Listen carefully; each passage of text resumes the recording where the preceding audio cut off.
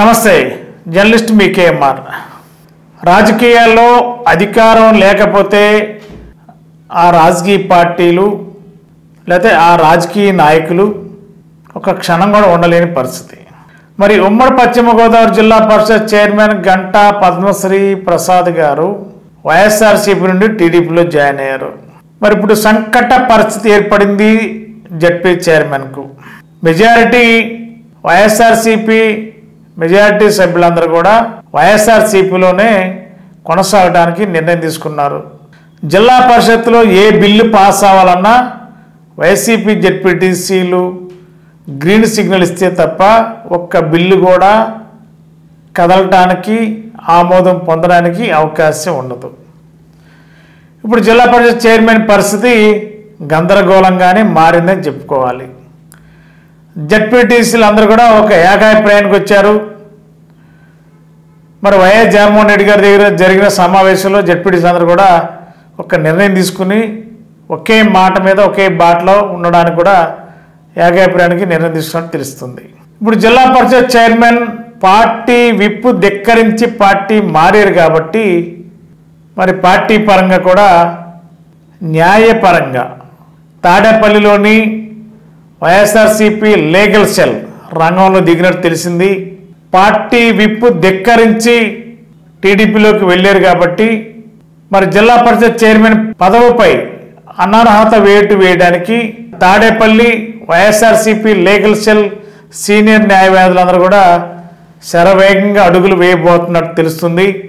మరి లీగల్గా జిల్లా పరిషత్ చైర్మన్ని అనర్హత వేటు వేయాలనేది ప్రణాళిక సిద్ధం చేస్తున్నట్టు తెలిసింది. ఆ దిశగానే అడుగులు వేస్తున్నట్టు కూడా మనకున్న సమాచారం.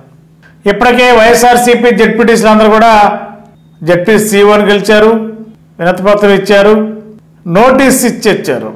నోటీస్ ఇచ్చిన తర్వాత మీటింగ్ ఎప్పుడు పెట్టేది చెప్పవలసిన అవసరం ఉంది.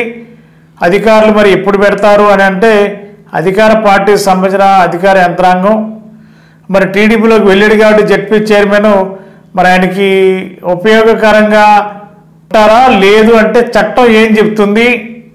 మెజారిటీ సభ్యులందరూ కూడా ఏకాభిప్రాయానికి వచ్చి ఒక వినతిపత్రం ఇస్తే దాని మీద స్పందించవలసిన అధికార యంత్రాంగం జడ్పీ సీఓ కానీ జిల్లా పరిషత్కి చైర్మన్గా ఉంటారు.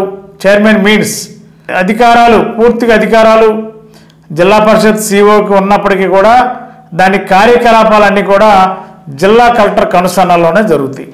కాబట్టి ఇప్పుడు నోటీస్ ఇచ్చిన తర్వాత మీటింగ్ ఎప్పుడు కాల్ఫర్ చేస్తారు, జిల్లా పరిషత్ మీటింగ్ ఎప్పుడు పెడతారు అనేది పెద్ద చర్చకు దారితీస్తుంది. మరి వైసీపీ జెడ్పీటీసీలు అయితే మళ్ళీ ఇంకొకసారి జెడ్పీ సీఓని కలిసి మీటింగ్ ఎప్పుడు పెట్టబోతున్నారు, ఎప్పుడు పెడతారు, మరి జిల్లా పరిషత్ చైర్మన్ పైన అనర్హత వేటు పడే విధంగా జెడ్పీటీసీలు కూడా ఒక వ్యూహాత్మకంగా అడుగులు వేస్తున్నట్టు తెలిసింది.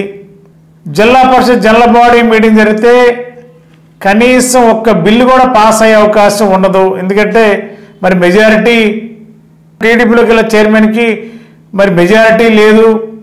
మరి గెలిచిన వాళ్ళందరూ కూడా వైఎస్ఆర్సీపీ జెడ్పీటీసీలు వీళ్ళందరూ కూడా దాదాపుగా 40 నుండి 44 వరకు వాళ్ళంతా కూడా వైఎస్ఆర్సీపీలోనే ఉండి వైఎస్ఆర్సీపీకి అనుగుణంగానే పనిచేయాలని నిర్ణయం తీసుకున్నారు.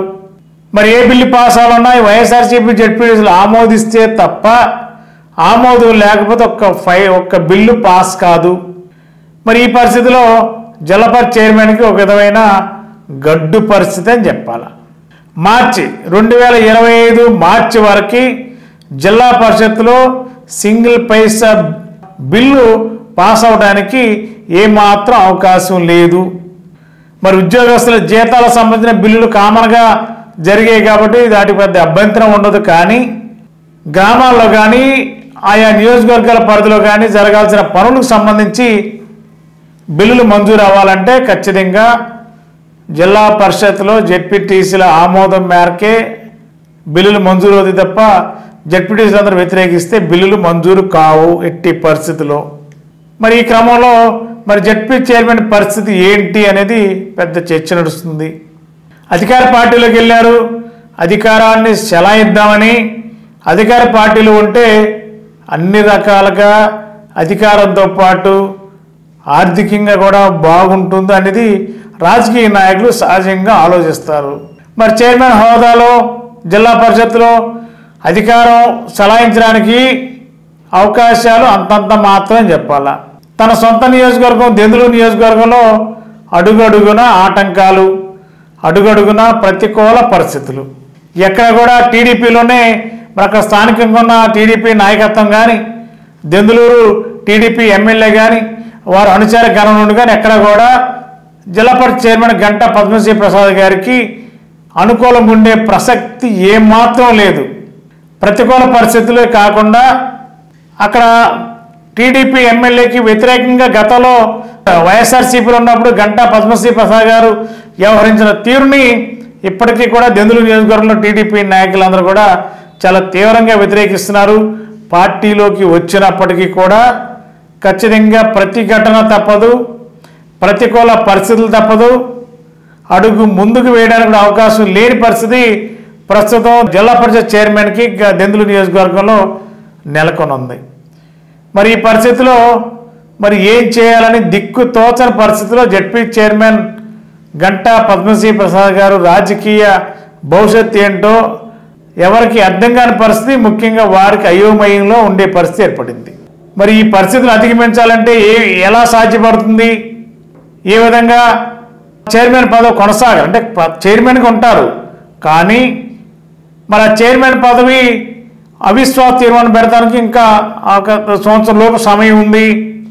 మరి ఈ లోపే అనర్హత వేటు వేయాలనేది వైఎస్ఆర్సీపీ జెడ్పీటీసీలు ఏకాభిప్రాయ నిర్ణయం.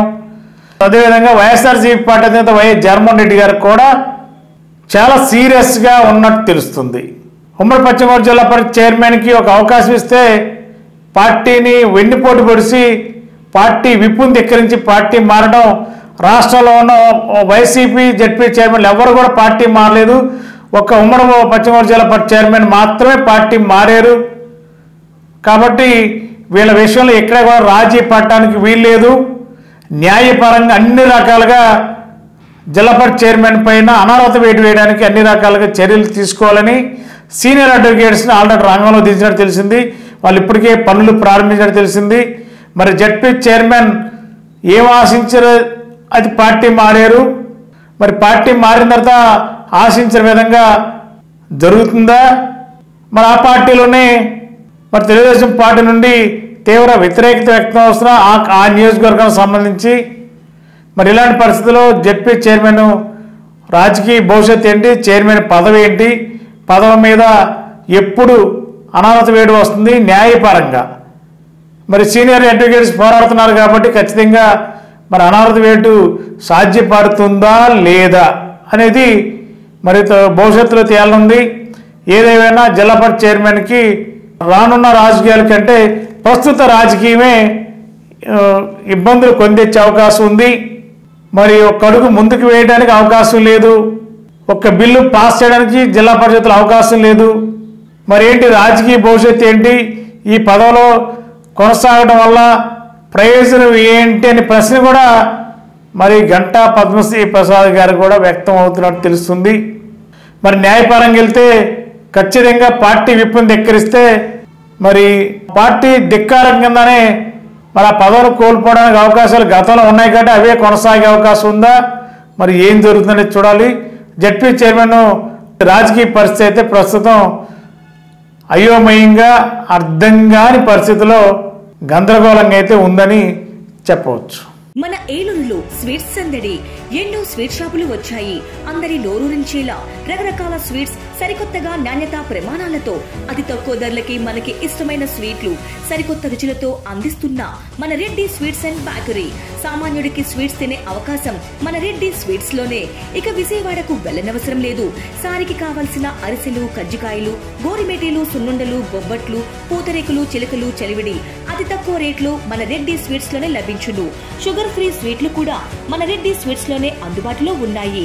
మన ఇళ్లలో జరిగే శుభకార్యాలకు స్వీట్లు, హాట్లు ఆర్డర్స్ పైన మన గుమ్మం ముంగిటే అందించడమే రెడ్డి స్వీట్స్ ప్రత్యేకత. అలాగే జెల్ కేకులు, కూల్ కేకులు, red velvet, chocolate, black forest, white forest కేకులు ఆర్డర్ చేసిన వెంటనే అందించబడును. మా address new municipal shopping complex, Chandana brothers ప్రక్కన, మెయిన్ బజార్, ఏలూరు 1. మా ఫోన్ నెంబర్ 9985035554.